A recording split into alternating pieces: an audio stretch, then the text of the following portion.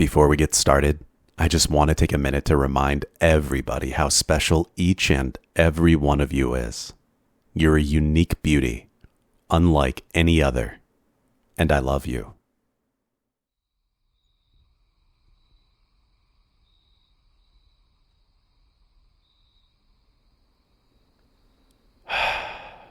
Okay, this is just getting creepy. Are you reading my texts over my shoulder again? We've discussed this.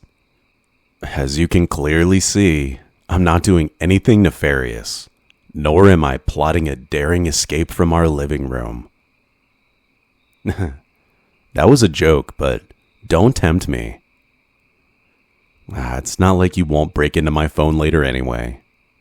Can't we at least maintain the polite fiction that I have the slightest bit of privacy? Oh, for heaven's sake, just stop hovering. Sit down. You know this chair is only built for one person, right? Well, you don't have to move. I'm assuming you read my conversation in the group chat. So you know that I'm getting drinks with the guys tomorrow night? And you know that you're not coming? No, not even if you sit at another table. That makes them really uncomfortable. It stressed them out last time, which I'm assuming you overheard while eavesdropping on us. Besides, they're already convinced you're abusive, and they're not exactly incorrect now, are they? Yes, they will notice. You aren't James Bond, darling. You'll stick out like a sore thumb. Okay, I'm going to tell you a story. And I want you to tell me what you think the moral of that story is. So when I was a boy, we brought home a fluffy little German Shepherd puppy. If you've never had a German Shepherd, you might picture them as strong and regal. Having lived with a few as a child, though, I can assure you that they are needy, whiny little creatures. They zero in on a single person and that person becomes their person. Everyone else could go die as far as they're concerned. That German Shepherd followed my mother everywhere. If she closed a door, the dog wailed. If she left home, he was glued to the window. The whole time, its muscles were tensed. It was ready to spring. When my mother came home, it would start barking and whining and throw itself at the door. And she found the whole thing charming at first. But then, it began to wear on her. That level of dependency always does. Personally, I hated that dog. While its loyalty was commendable, its desperation was just pathetic. Do you understand what I'm getting at? Yes, that is part of why I won't let you buy us a guard dog. Also because I don't trust you with living things. But no, that is not my point. My point is that you need to stop following me everywhere. It's getting annoying. And if you keep this up, you're going to rapidly eat away at the little goodwill you've earned since the last time you kidnapped me. Believe it or not, time does not heal all wounds. And the most recent attempt was not 8 years ago. It was 6. Don't think I didn't catch the pills you slipped in my hot cocoa when we were at the ski lodge. Yeah, that's why I spilled it all over you. Very good, gold star. Fine, yes, I'm open to compromise. Not that compromise. No. Oh, definitely not. No. Absolutely not. Okay, well, that last one sounds like science fiction. There's no way that would work. Well, on second thought, it's sounding better every second. Let's mark that one down as a maybe.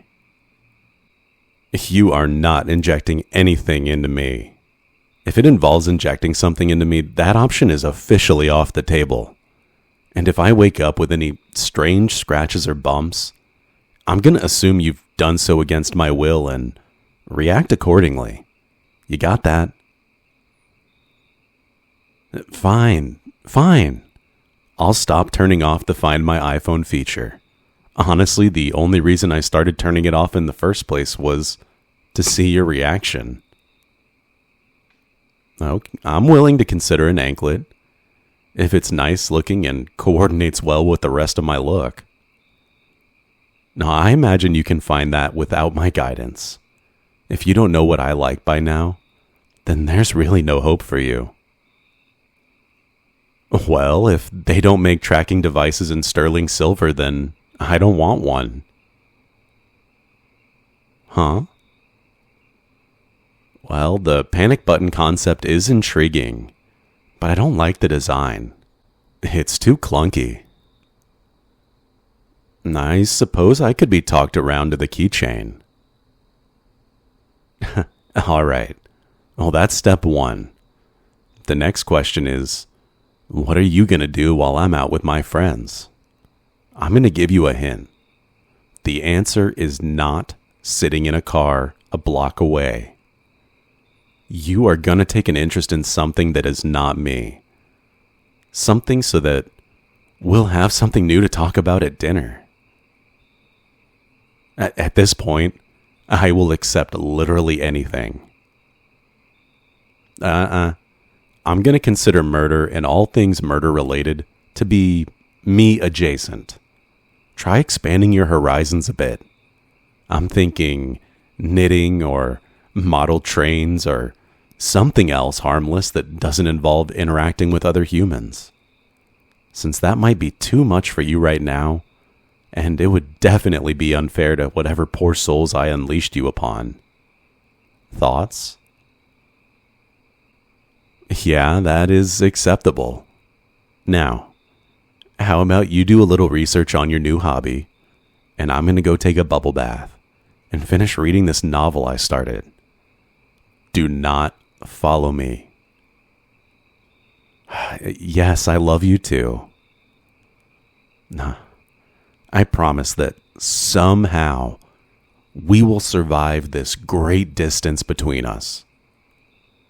Just so you know, if I find you lurking at the door, I'm going to hit you with this book. I know it's a paperback. It's not supposed to hurt, darling. It's supposed to embarrass you. Try to dredge up a little bit of shame for me, huh? Okay, I'm closing the door now. Goodbye. I love you. But please, stay away.